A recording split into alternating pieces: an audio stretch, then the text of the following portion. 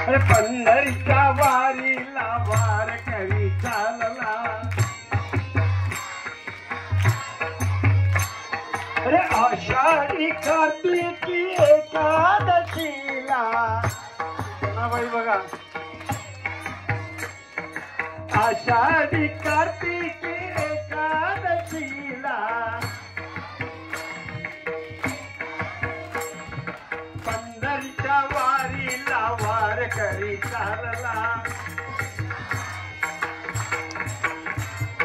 पंढरीच्या वारीला वारकरी चालला, ज्ञानोबा चालला तुकोबा चालला, ज्ञानोबा चालला तुकोबा चालला, अरे दिंडीच्या संगे ही नामाई चालला, पंढरीच्या वारीला वारकरी चालला, पंढरीच्या वारीला वारकरी चालला, हे संतांचे माहेर आहे पंढरपूर, सगळ्यांनी संतांचे माहेर आहे पंढरपूर,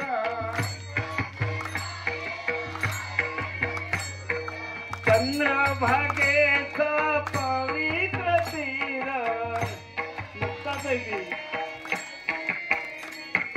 संतांचे माहेर आहे पंढरपूर,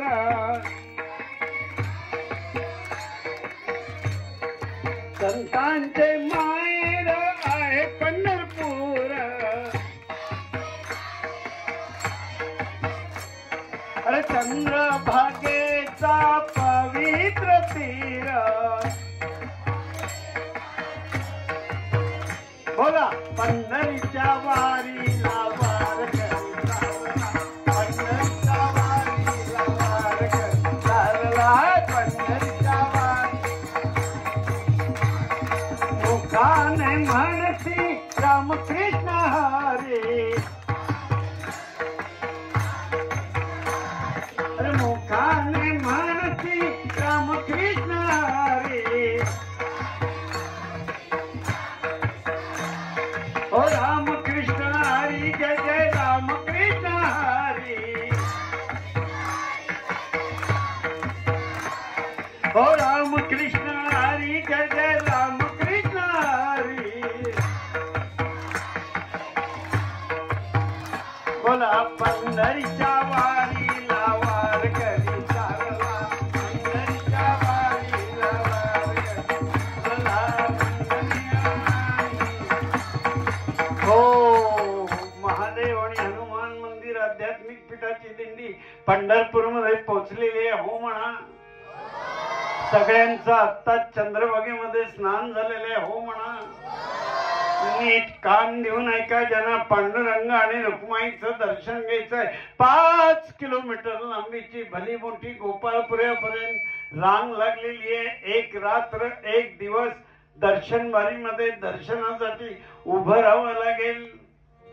हे ऐकल्यावर सगळी बाल संस्कार शिबिरातली मुलं डोक्याला हात लावून मटकन खाली बसलेले, हो म्हणा. मैं हूं ना.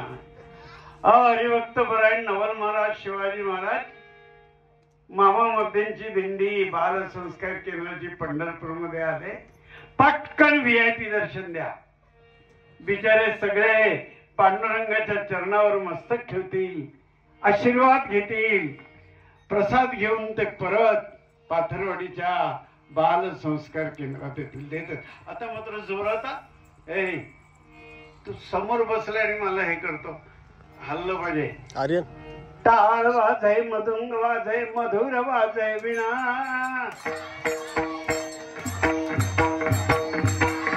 टाळ वाजय, मधुंग वाजय, मधुर वाजय विणा. मोठ्याने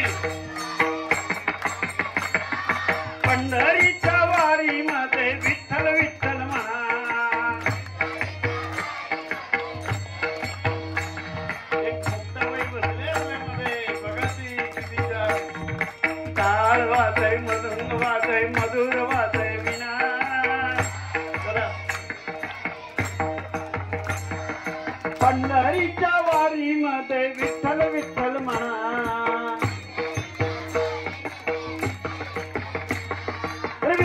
विठ्ठल विठ्ठल विठ्ठल विठ्ठल विठ्ठल म्हणा.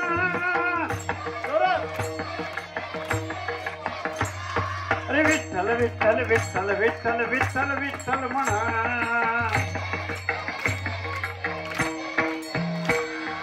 जय हरी विठ्ठल जय जय विठ्ठल. जय हरी विठ्ठल जय जय विठ्ठल. जय हरी विठ्ठल जय जय विठ्ठल. ज्ञानोबा माऊली तुकाराम.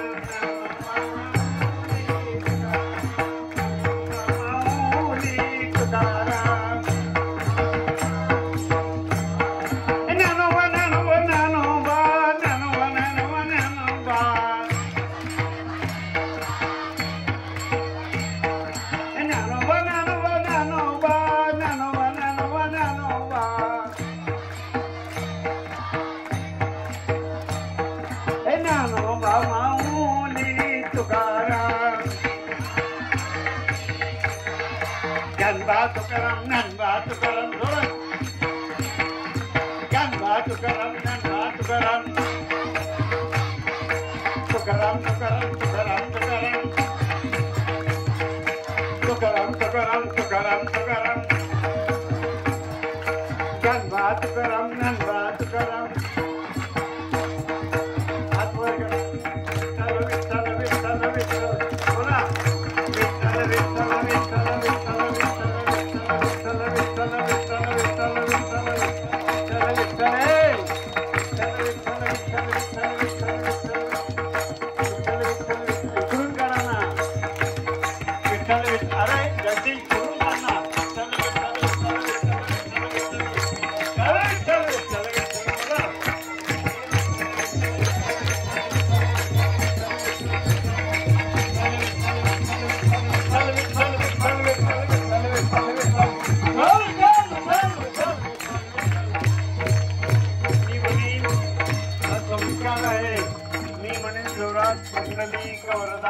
तुम्ही म्हणायचं हरी विठ्ठल, मी म्हणेन ज्ञानदेव, तुम्ही म्हणायचं तुकाराम.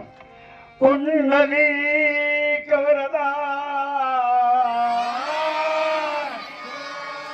श्री ज्ञानदेव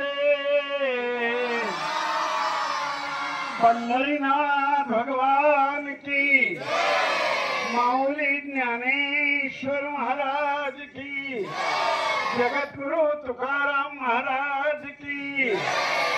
संकल्प करूया, एका स्वरात म्हणायचे मोठ्यानी छोट्यानी. अहो पांडुरंगा. असं आहा प्रतिसाद द्या ना तुम्ही. आहा पांडुरंगा किती सुंदर दिसता. पांडुरंगा खरं सांगू का, खोटं बोलायचंच नसतं आपण. खरं सांगू का, तुमच्या चरणावर आम्ही जेव्हा दर्शनासाठी मस्तक ठेवलं, आम्हाला महाराष्ट्रातल्या अवघ्या वारकरी संतांची आठवण झाली. काय रे पांडुरंगा, एवढी कृपा त्यांच्यावर. दरवर्षी घरदार सोडून, शेतीवाडी टाकून, अनवाणी पायी वारी करत तुझ्या दर्शनाला येतात. पण पांडुरंगा, आम्ही रे असे कसे? पांडुरंगा तू दयाळू आहेस, तू कृपाळू आहेस, तू कनवाळू आहेस. आमची अडचण तुला माहिती आहे. आम्ही काय करणार? पूर्ण परावलंबी आहोत. आम्हाला पण तुझ्या दर्शनाची ओढ आहे. हा पांडुरंगा सुचला आम्हाला. तो आमचे प्रमुख मामाजी मध्ये हरिभक्त परायण नवल महाराज, हरिभक्त परायण रामदास बुवा शास्त्री, यांना तू प्रेरणा दे. शिबिर संपल्यावर जिथे गाड्या उभ्या आहेत ना तिथेच त्यांनी जर वातानुकूलित गाड्यांची व्यवस्था केली, वातानुकूलित म्हणा, गाड्यांची व्यवस्था केली तर आम्ही नक्की पंढरपूरला तुझ्या दर्शनाला येऊ. पांडुरंगा डोळे उघडा आणि म्हणा तथास्तु, हात वर करू. बसा. हे पांडुरंगासाठी टाळ्या वाजवा. मामाने निवड छान केली. पूर्ण अंतर्मुखून गंभीरपणे तो उभा राहिला, हालचाल नाही, डोळे बघितले उघडले. मला ना ह्या संस्कारांची आपल्याला आवश्यकता आहे. केवळ पुस्तकी ज्ञान नको, आध्यात्मिक ज्ञान जर प्राप्त केलं पांडुरंगाच्या माऊलीच्या कृपेने तुकोबरांनी तर जगातलं सगळं ज्ञान आपल्या चरणाजवळ येईल. बरोबर महाराज? आणि म्हणून भक्ती काय हवी, मग मिळेल शक्ती. मग ती भक्ती जागृत करण्यासाठी भगवंताचं नामस्मरण आणि तुकोबा माऊलींनी लिहिलेली सुंदर भजनं आपण पाठ केली पाहिजे. आणि एकदा का भक्तीची ज्योत प्रज्वलित झाली मग श्रद्धा येते, मग जीवनात भगवंताविषयीचं प्रेम निर्माण होतं, मग सेवाभाव प्रज्वलित होतो, मग समर्पण त्याग अशा चढत्या क्रमाने आपण पुढे जातो. नुसतं भाषण नको, फाड इंग्रजीमध्ये बोलतोय पण भक्तीच नाही, शून्य. आणि म्हणून भक्तीची ज्योत आपण अशा सुंदर भजनातून प्रज्वलित करू. तुम्हाला आवडेल अशा शैलीत मी विषय म्हणतो. हिमालयम समारभ्य यावत इंदू सरोवरम तम देव निर्मितम देशम हिंदुस्थानम प्रति. ह्या संस्कार शिबिरात पहिला संस्कार आपण दृढ करू. माझा जन्म, हे नीट बस, ताड बसायचं. माझा जन्म भारतवर्षाच्या पुण्यभूमीत, पवित्र भूमीत, संत भूमीत, भगवंताच्या भूमीत झालाय. थांबा, मी सांगितलं म्हणा. दुनिया बदल गई, भारत नाही बदला. अरे मी सांगितलं बोला ना. हा म्हणा, दुनिया बदल गई, भारत नाही बदला. आज देखील भारताची शक्ती आध्यात्मिक शक्ती आहे. आज देखील भारताची शक्ती संत शक्ती आहे. ही वीर प्रस्वभूमी कशी भूमी आहे होय मुलांनो. याच भूमीत जन्माला आलेले बाल गंगाधर टिळक, लोकमान्य टिळक त्यांनी सिंह गर्जना केली. स्वराज्य हा माझा जन्मसिद्ध हक्क आहे आणि तो मी मिळवणार. मुलांना याच भूमीत हिंदू धर्माची पताका त्रिखंडामध्ये फडकवणारे भगवीवस्त्र परिधान केलेले स्वामी विवेकानंद जन्माला. याच भूमीत अवघ्या 16व्या वर्षी हिंदवी स्वराज्याची शपथ घेणारे पुण्यश्लोक छत्रपती शिवाजी महाराजांचा जन्म झाला. मुलांना ह्याच भूमीत तुम मुझे खून दो. पुढे काय म्हणायचं, मोठ्याने म्हणा. मी म्हणेन तुम मुझे खून दो. जरा मुठी बंद करून हात वर करून म्हणा ना, तुम मुझे खून दो. सुभाषचंद्रांचा जन्म झाला. याच भूमीत हिंदू हृदय सम्राट स्वातंत्र्यवीर सावरकर, विनायक दामोदर सावरकर जन्माला आले. सर्वस्वाचा होम केला. धर्मांध मुसलमानांना म्हणाले, आलात तर तुमच्या बरोबर नाही आलात तर तुम्हाला सोडून हिंदू एकत्र येतील आणि या भारत मातेला स्वतंत्र करतील. ही आपली परंपरा. याच भूमीत, ही संतांची भूमी, 21 वर्षाचे ज्ञानेश्वर महाराज जगाला जे द्यायचं ते प्रसारण दिलं, ज्ञानेश्वरी दिली. आणि आळंदीमध्ये आपले सद्गुरू वडील बंधू निवृत्तीनाथांचं बोट धरून जिवंत संजीवन समाधी घेतली. त्यावेळेला महाराष्ट्रातले संत ढसाढसा रडत होते. असा आपला महाराष्ट्र. याच भूमीत देहूला तुकोबाराय जन्माला. भले तर देऊ काशीची लंगोटी, नाठाळाच्या माती हाणू काठी. संतांची भूमी. याच भूमीत मेरी झाशी नाही दूंगी अशी गर्जना करणारी झाशीची राणी. याच भूमीत अगदी अल्प काळात इतिहास घडवणारी नगर जिल्ह्यातली जिचा जन्म झालाय अहिल्याबाई, महाराणी अहिल्याबाई होळकर जन्माला. याच भूमीत भगवती सीतेचा जन्म झाला. याच भूमीत इतिहास घडवणारी द्रौपदी जन्माला आली.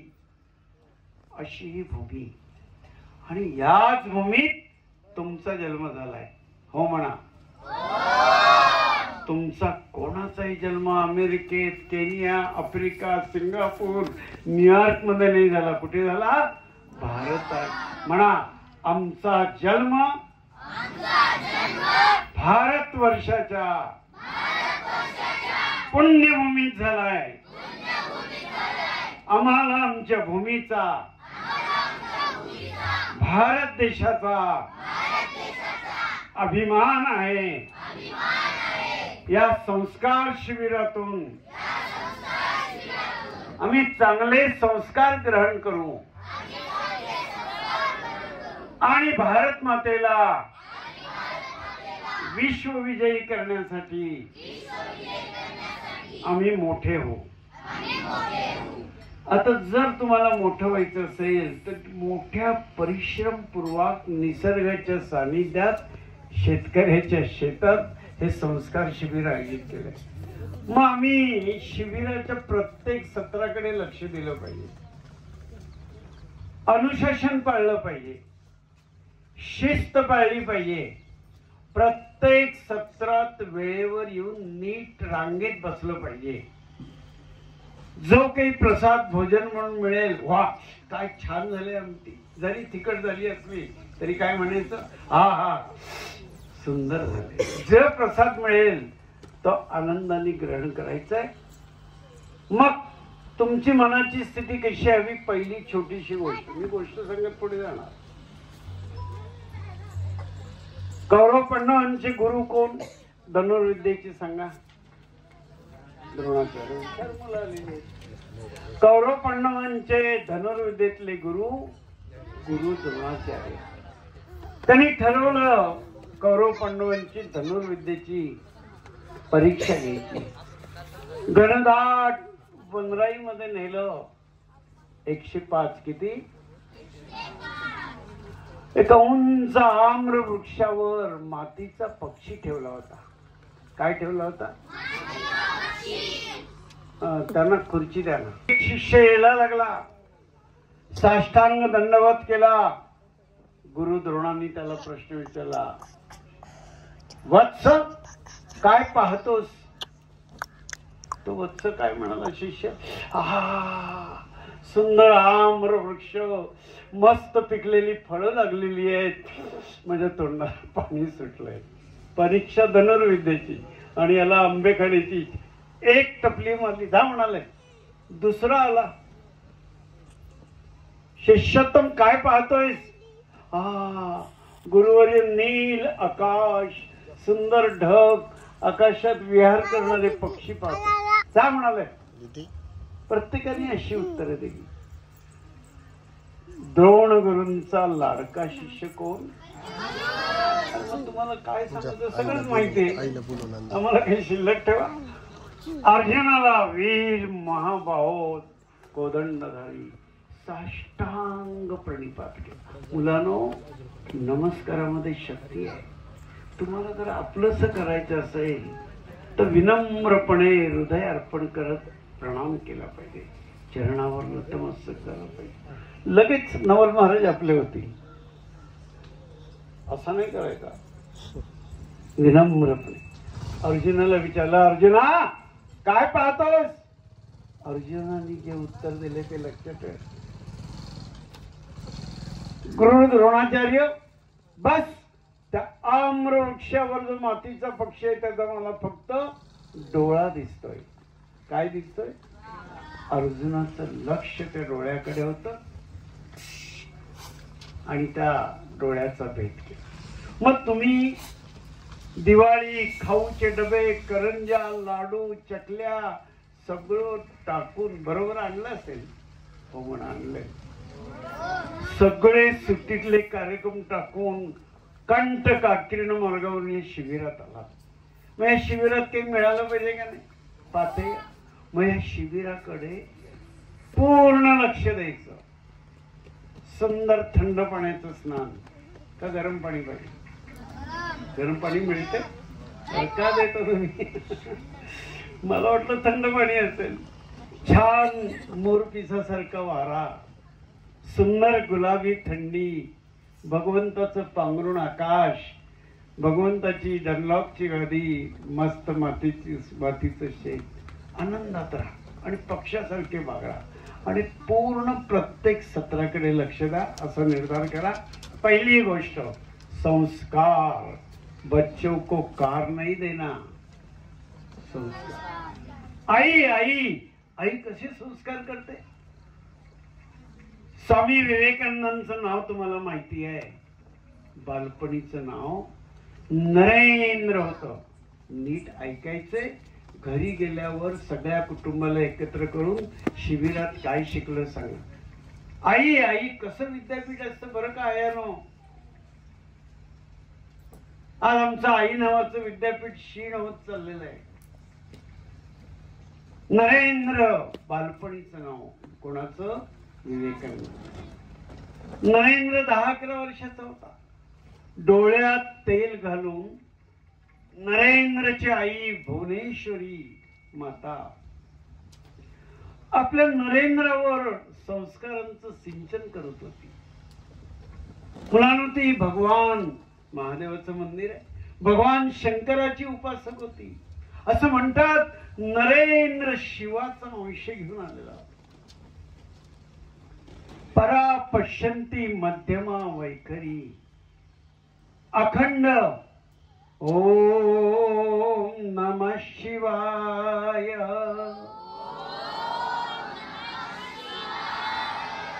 ओम नमः शिवाय. ओम नमः शिवाय. ओम नमः शिवाय. अखंड पंचाक्षरी मंत्राचा काम करताना जप करायची. डोळ्यात तेल घालून नरेंद्रावर संस्कार करायची. मुलांनो, नरेंद्र कसा होता? धार्मिक होता. आईनी संस्कार केले. त्या आलिशान हवेलीच्या समोर एखादा याचक आला, भिक्षेकरी आला. ओम भिक्षां देई. ओम भिक्षा. नरेंद्र धम पळायचा, वरच्या मजल्यावर जायचा. कपडे, धान्य, डाळ, तांदूळ, पैसे येऊन यथेच भिक्षा त्या भिक्षेकराच्या झोळीत घालायचा. तुम्ही करणार नसतं?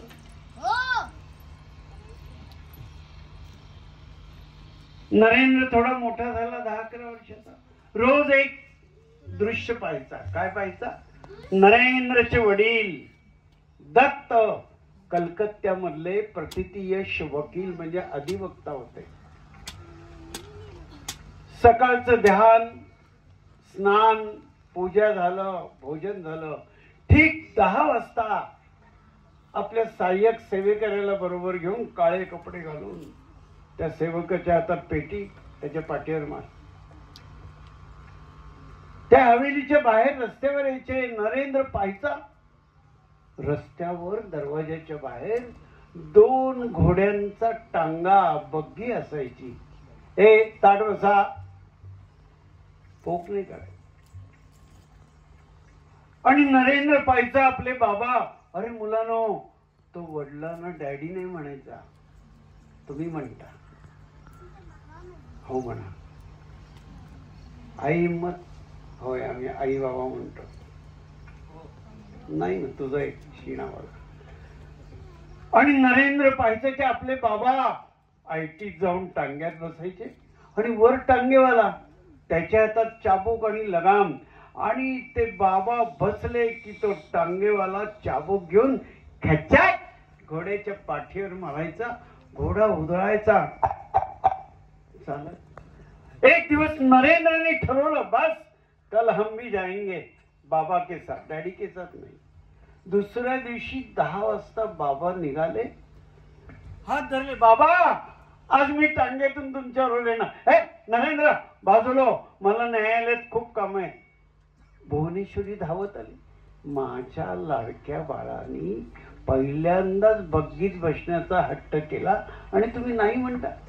कधी कधी बायकोचं, कधी कधी मामा नवऱ्याला ऐकावं लागतं. पटकन चांगले कपडे घेतले, घातले, गंध लावलं, आईच्या नमस्कार केला. बाहेर पडताना नरेंद्र नमस्कार करायचा आणि धावत निघाला बग्गीजवळ. बाबा बसले होते. ये नरेंद्र. उडी मारली. कुठे जाऊन बसला? टांगेवाल्याच्या शेजारी. टांगेवाल्याच्या हातातून लगाम घेतला, चाबूक घेतला, आणि ते घोडे उधळले. आता आवाज काढायचा आपण, मोठ्याने आणि लहान. कारण मोठ्यानी. कलकत्त्याच्या महामार्गावरून नरेंद्र हसत टांगा चालवतोय. बाबांना आनंद झाला, माझा नरेंद्र टांगा चालवतो. आता तुम्हाला प्रश्न विचारलाय, तो उभा राहा. नाव सांग मोठ्यानी. आर्यन लघुपेटे. आर्यन, बड़े होकर क्या बनोगे? शास्त्रज्ञ होणार. टाळ्या वाजवा. विठ्ठला उभा राहा.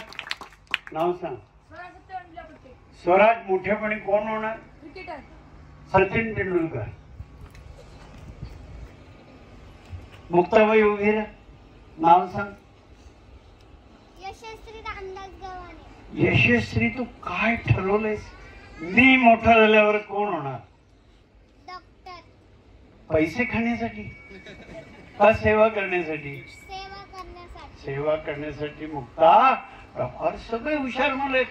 आणि टांगा चाललेला होता, आवाज काढा.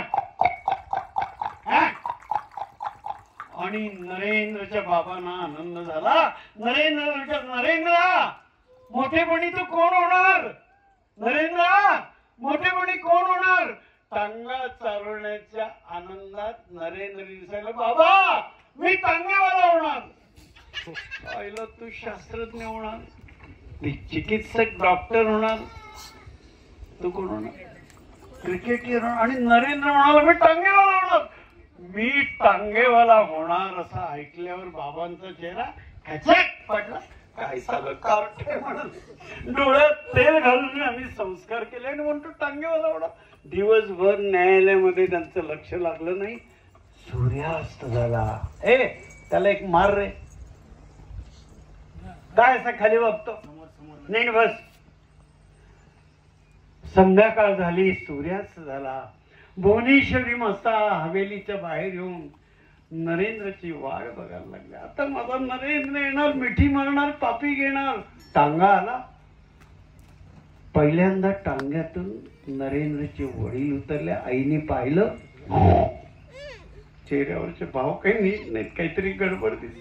नरेंद्र उतरला. मुक्ता, नेहमी हसणारा खिदळणारा नरेंद्रचाही चेहरा. त्याचा हात धरून खेचत आणलं, आईच्या हात ताब्यात दिले. घे तुझं कार्ट म्हणाले. त्याला विचारलं, मी मोठेपणी कोण होणार? तर म्हणतो, मी टांगेवाला होणार. हे ऐकल्यावर आईचा चेहराही पडला. कसा तरी स्वयंपाक केला, एकमेकाशी न बोलता कसे तरी जेवले, झोपायला गेले. नरेंद्र लगेच झोपला, वडील पण झोपी गेले, सगळे झोपले, पण नरेंद्रच्या आईला झोप नाही लागली. नाही नाही म्हणाले, माझा नरेंद्र असा नाही, मी डोळ्यात तेल घालून संस्कार केले. पहाटे 3 वाजता उठली. किती वाजता? तुम्ही उठू नका. काय म्हणजे मुलाला घडवण्यासाठी आईला किती ध्यास असतो. 9 महिने पोटात सांभाळते. 3 वाजता उठली. सुंदर शिवमंदिर होतं, मंद प्रकाश होता, भगवान शिवजी बसलेले होते, शिवपिंड होती. ध्यानस्थ बसली. 1 तास ध्यान केलं, 1.5 तास. काहीतरी प्रकाश पडला, दृष्टांत झाला. उठली, स्नान केलं, समंत्रक पूजा केली 2 तास. आणि ठीक 6 वाजले होते. किती वाजले होते? रात्रीचे, संध्याकाळचे, पहाटेचे. आणि ठरवून ती नरेंद्र ज्या खोलीत आपल्याजवळ झोपला होता तिथे आली. ती रागाने उठवायची नाही बरं का महाराज, प्रेमाने आई चेहऱ्यावरून अंगावरून नरेंद्रच्या हात फिरवायचे. नरेंद्रा काय म्हणायची? नरेंद्र उठा उठा, बघा बघा, आकाशात लाल रक्तिमा पसरलेली आहे आणि 7 सफेद अश्वांचा रथ घेऊन भगवान सूर्यनारायण जगताला प्रकाशमान करण्यासाठी, जगातला अंधकार नाहीसा करण्यासाठी येत आहेत. उठा. त्याच्या पाठीवर मारलं. उठा म्हणाले. आईचा स्पर्श झाला मोरपिसासारखी. नरेंद्र उठायचा, आईला मिठी मारायची. माझी आई. आ म्हणजे आकाश, ई म्हणजे मुक्ता, ईश्वर. आई ईश्वरापेक्षा मोठी आहे. आज नरेंद्र के माँ ने कुछ ठान लिया था, संकल्प किया था. नरेंद्रला प्रेमाने स्नान घातलं, नवीन कपडे घातले, संस्कार, गंध लावलं. नरेंद्रनी मंदिरात जाऊन घरातल्या दर्शन घेतलं, आईच्या साष्टांग प्रणिपात केला, हात धरला. भुवनेश्वरी मातांनी आज्ञाधारक होता, आईचा ऐकायचा. तुम्ही ऐकता का रे आई वडिलांचं? नाही ऐकता. खोटं बोलू नका. नरेंद्र आईचा हात घेऊन हवेलीच्या मोठ्या सभागृहात. मुलांनो, एक मोठं तैलचित्र लागलेलं होतं. आई ओरडली, नरेंद्र नरेंद्र, या चित्राकडे तू एकचित्त होऊन बघ. नरेंद्र बघायला लागला. परित्राणाय साधूनां विनाशाय च दुष्कृत्यां धर्म संस्थापनार्थाय संभवामि युगे युगे.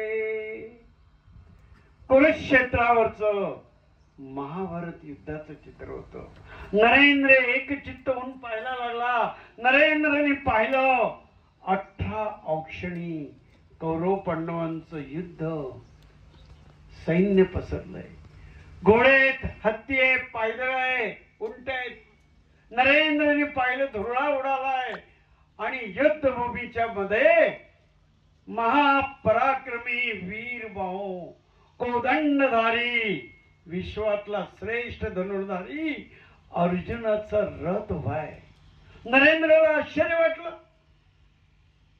अर्जुनाच्या रथाचं सारथ्य 7 सफेद अश्वांची प्रत्येंच्या लगाम हातात घेऊन, चाबूक हातात घेऊन साक्षात भगवान योगेश्वर कृष्ण अर्जुनाचा रथ हाकतायत. आणि नरेंद्रला मुक्ताबाई आश्चर्य वाटलं. युद्धभूमीवर कृष्ण हसतायत आणि गालाला दोन्ही गड्डा म्हणतात, कळी पडलेली आहे. युद्धभूमीवर भगवान हसतायत. नरेंद्रने पाहिलं, त्याला मार. सोन्याच्या त्या रथाच्या मुकुटावर साक्षात कोण? हनुमंतराय बसलेत. मनोजवम मार्ततुल्य वेगम जितेंद्रियम बुद्धिमत्ताम वरिष्ठम हनुमंतराय भगवा ओम चिन्हांकित ध्वज घेऊन बसले. नरेंद्रने पाहिलं विश्वातला श्रेष्ठ धनुर्धारी कोदंडधारी वीर बाहू महापराक्रमी अर्जुन धीर गंभीरपणे युद्धभूमीकडे पाहतोय. आईने पाहिलं नरेंद्र एक चित्त होऊन पाहतोय. आता गोष्टीचं मर्म आहे, लक्षात ठेवा आयानो आणि बालानो. नरेंद्र, काय आई? नरेंद्र, तुला टांगेवाला व्हायचंय? हो म्हणाले टांगेवाला. तू काय म्हणाले आई? हो टांगेवाला. पण नरेंद्र, योगेश्वर भगवान श्रीकृष्ण सारखा तू विश्वाचा सारथी बन. काय म्हणाली? हो टांगेवाला, पण कोणासारखा? योगेश्वर भगवान श्रीकृष्ण सारखा तू जगताचा सारथी बन. बस मुलानो, नरेंद्रच्या सुकोमल हृदयावर मी भगवान योगेश्वर कृष्णांसारखा जगताचा सारथी होणार. हा संस्कार संक्रमित झाला. आईने केलेला, मम्मीने केलेला नाही, आईने केलेला संस्कार संक्रमित झाला आणि हिंदू धर्माची पताका जगात फडकवणारे, भगवीवस्त्र परिधान करणारे संन्यस्त योगी स्वामी विवेकानंद आपल्याला मिळाले. आणि मुलांनो, आज आपल्याला संस्कारांची आवश्यकता आहे. संस्कारांशिवाय एकही क्षण आम्ही राहणार नाही. मग संस्कारांसाठी मातानो घर कसं हवंय? घर को ही मंदिर बनाओ. शाळा नंतर आहे, खरं विद्यापीठ आई बाबा आहे. आणि मग सगळ्या आईनी आपलं घर मंदिरासारखं ठेवलं पाहिजे. आणि या मंदिररूपी घरात मुलांवर पहाटेपासून रात्रीपर्यंतचे संस्कार झाले पाहिजे. एक संस्कार, सुंदर देवघर, कर्ज काढा.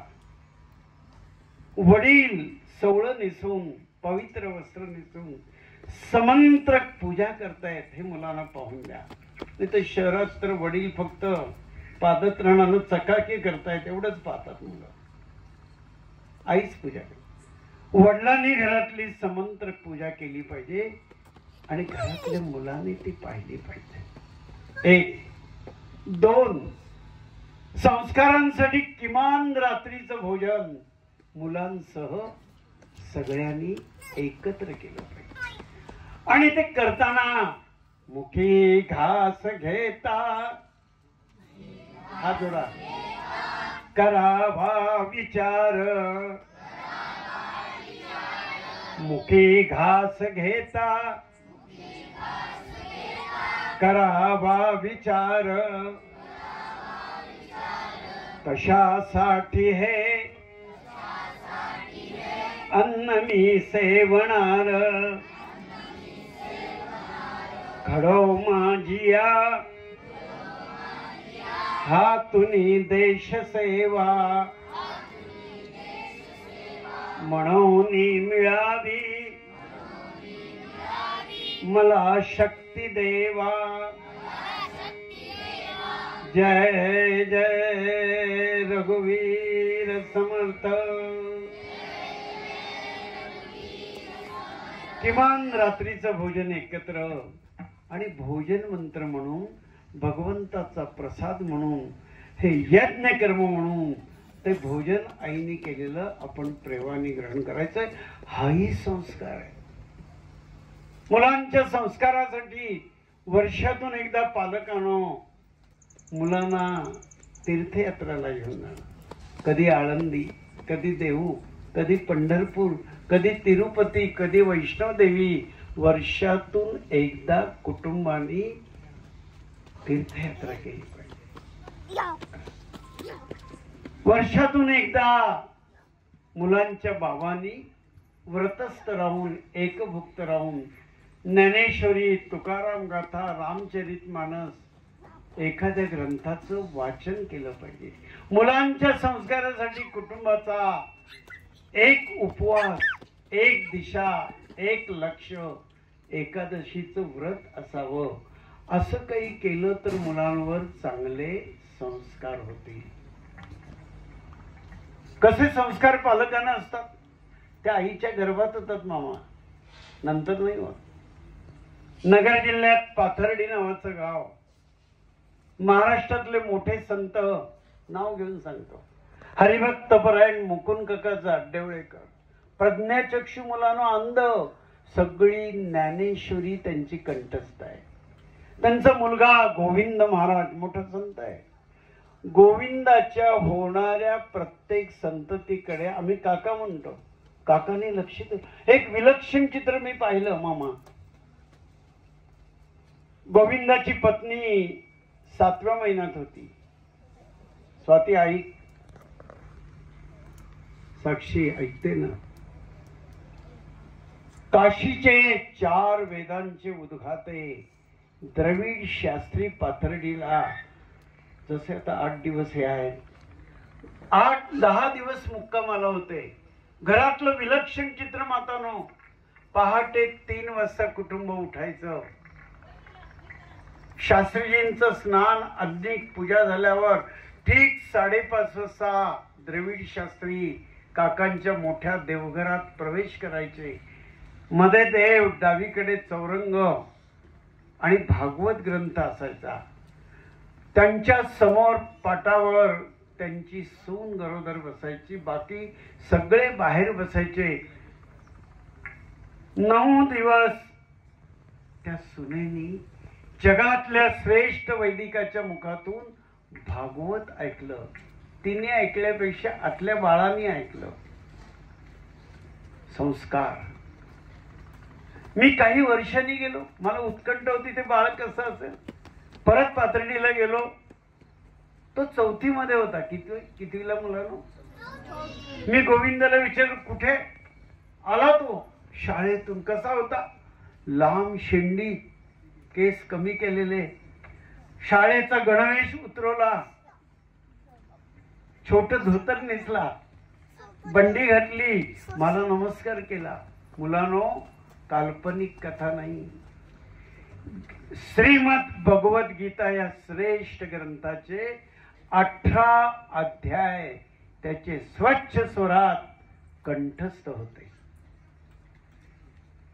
पालकांनो, याला संस्कार म्हणतात.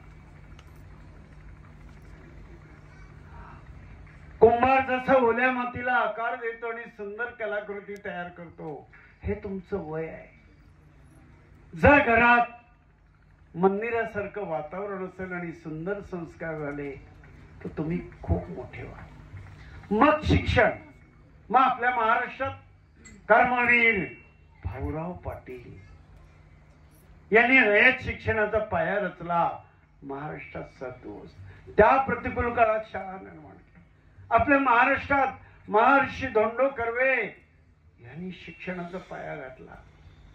महात्मा फुले, सावित्रीबाई फुले प्रतिकूल काळात महिलांच्या शिक्षणाची, संस्कारांची व्यवस्था केली. साने गुरुजी आपल्या कोकणाच्या पवित्र भूमीतून किती सुंदर गीत आहे. खरा तो एकची धर्म जगाला प्रेम पावे. म्हणा, खरा तो एकची धर्म जगाला प्रेम पावे. असे संत आपल्याकडे होऊन गेले. आणि म्हणून ह्या संस्कार शिबिराचं लक्ष्यच ते की भारत मातेला जगाच्या गुरुस्थानावर विराजमान करण्यासाठी आमची मुलं जी देवाघरची फुलं आहेत, ही फुलली पाहिजेत, विकसित झाली पाहिजेत आणि त्यांच्या कीर्तीचा सुगंध सर्वदूर पसरला पाहिजे. स्वातीची आमची इच्छा आहे की सगळ्यांना तुम्ही कन्हैयाकडे घेऊन चला, कृष्णाकडे. मुक्ता, अभी आप कन्हैया बने, आइए. अशी उभी राहा.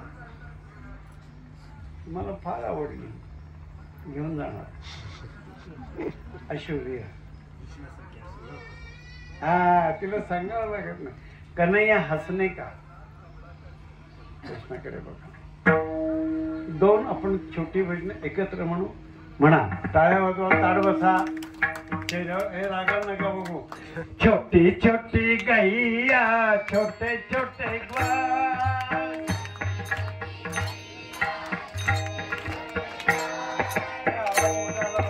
छोटी छोटी गैया छोटे छोटे ग्वाल छोटा तो मेरो मदन गोपाल हरि छोटो सो मेरो मदन गोपाल मेरो मदन गोपाल छोटी छोटी गैया छोटे छोटे ग्वाल गैया छोटे छोटे ग्वाल छोटो सो मेरो मदन गोपाल छोटो मेरो मदन गोपाल आगे आगे गैया पीछे पीछे ग्वाल आगे गैया पीछे पीछे ग्वाल बीच में मेरो मदन गोपाल बोलो अरे छोटी छोटी गैया छोटे छोटे ग्वाल छोटो तो मेरो मदन गोपाल अरे घास खावे गैया दूध पीवे ग्वाल अरे मक्खन खायो मेरो मदन गोपाल खायो मेरो मदन गोपाल बोलो छोटी छोटी गैया छोटे छोटे ग्वाल छोटी छोटी गैया छोटे छोटे ग्वाल छोटो सो मेरो मदन गोपाल छोटो सो मेरो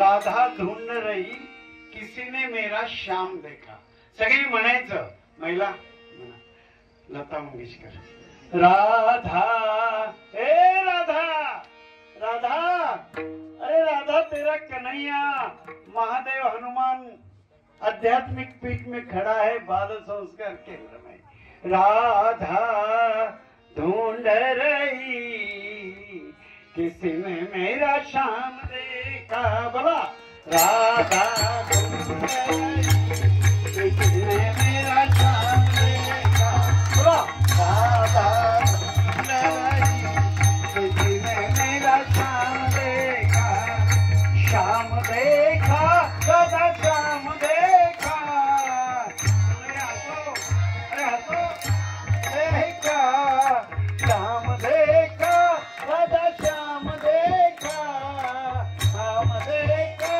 राधा राधा ढूंढ रही किसी ने मेरा श्याम देखा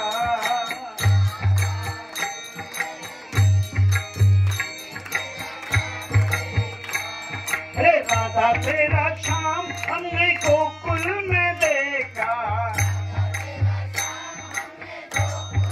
मगनी राधा तेरा श्याम हमने गोकुल में देखा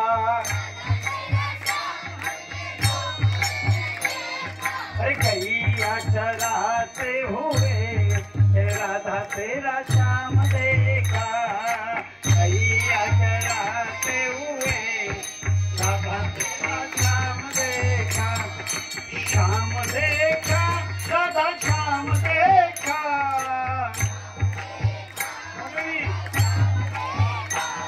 अरे श्याम देखा घन श्याम देखा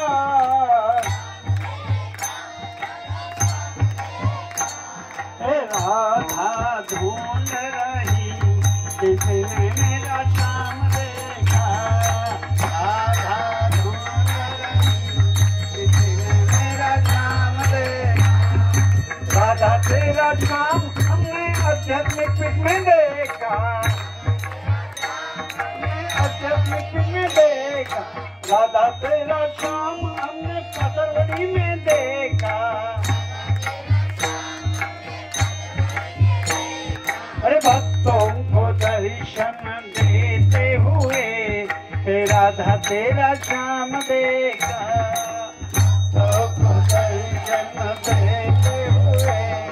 हसो तो श्याम देखा, श्याम देखा, राधा श्याम देखा,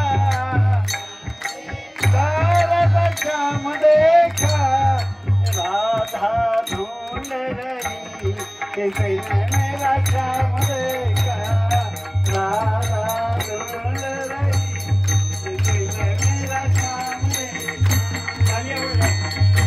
एक दो तीन चार बोलो, एक दो तीन चार, आप बोलो एक दो तीन चार, एक दो तीन चार, एक दो तीन चार। मैं कहूँगा राधे राधे, राष्ट्रभंड नहीं समझते। मैं कहूँगा राधे राधे, आप कहेंगे श्याम मिला दे, तुम्हें म्हणाल श्याम मिला दे, मैं क्या बोलूंगा राधे। मैं कहूँगा प्रेम से बोलो, तुम्हें क्या म्हणाल राधे राधे, राधे राधे, राधे राधे, राधे राधे, राधे राधे, राधे राधे, राधे राधे। प्रेम से बोलो, प्रेम से बोलो, प्रेम से बोलो। कन्हैया हंसो जरा, कन्हैया हंसते ही नहीं। प्रेम से बोलो, प्रेम से बोलो, जोर से बोलो, जोर से बोलो, प्रेम से बोलो, भाव से बोलो, जोर से बोलो।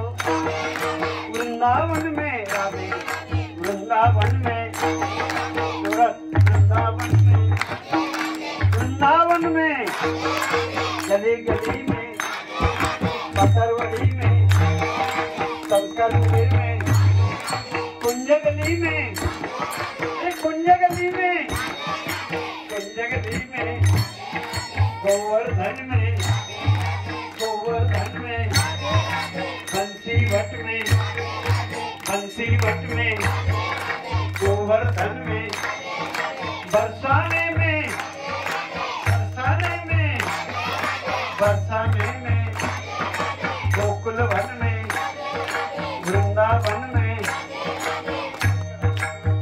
राधे राधे, राधे राधे, राधे राधे, राधे राधे, राधे राधे, राधे राधे, राधे राधे, राधे राधे, राधे राधे, राधे राधे, राधे राधे, राधे राधे, राधे राधे, राधे राधे, राधे राधे, राधे राधे, राधे बोलो, राधे राधे, राधे राधे, राधे राधे, राधे बोलो। कृष्ण कन्हैया लाल की, हाथ भर कर गोपाल कृष्ण भगवान की। आता कृष्णाकडे असं बोट धरा बघा, आता योग योग। मी दीर्घ श्वास, माझ्याकडे बघा, दीर्घ श्वास घेईन, राधे कृष्ण, श्वास संपला की चला सुरू, श्वास घ्या, राधे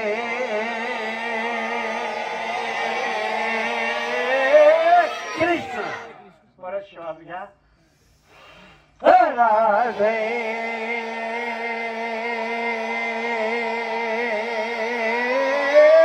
कृष्ण। आता संकल्प, कन्हैया, आ हा हा हा, दोनों हाथ से, कन्हैया, आ हा, कन्हैया हंसो ना, आ हा, कन्हैया ये कैसी मुस्कान, कैसे हंसते हो, कैसे खाते हो, कैसे माखन चुराते हो, कैसे नचाते हो। लेकिन कन्हैया हम ऐसे कैसे, ऐसे ही रहते, हंसते ही नहीं। कन्हैया, आज के संस्कार शिविर में हम सभी संकल्प करते हैं, हम भी हंसते रहेंगे, हम भी खाते रहेंगे, हम भी मुस्कुराते रहेंगे। बस आशीर्वाद दो। कन्हैया दोन्ही हात वर करून तथास्तु। एक कन्हैयासाठी टाळ्या वाजवा. त्याला विठ्ठल पण भारी आणि कन्हैया पण भारी. मुलांनो, तर हा भक्तीचा सुकाळ आपल्या घरात झाला पाहिजे. बाकीचं शिक्षण कमी पडलं तरी चालेल. आणि आता एक संकल्प करायचा आहे. खरं सांगायचं मला, आम्ही भ्रमण यंत्र म्हणजे इंग्रजीत त्याला मोबाईल म्हणतात, नाही पाहत. असं कोण आहे? आम्ही त्या मोबाईलवर भ्रमण यंत्रावर नाही खेळत. असं कोण आहे? एक पण माईचा लाल असा नाही. ते जगातलं भयानक यंत्र आहे, सैतान आहे तो. चांगला उपयोग पण आहे, पण चांगला उपयोग त्याचा करतच नाही. आणि म्हणून ते उदाहरण देतो आणि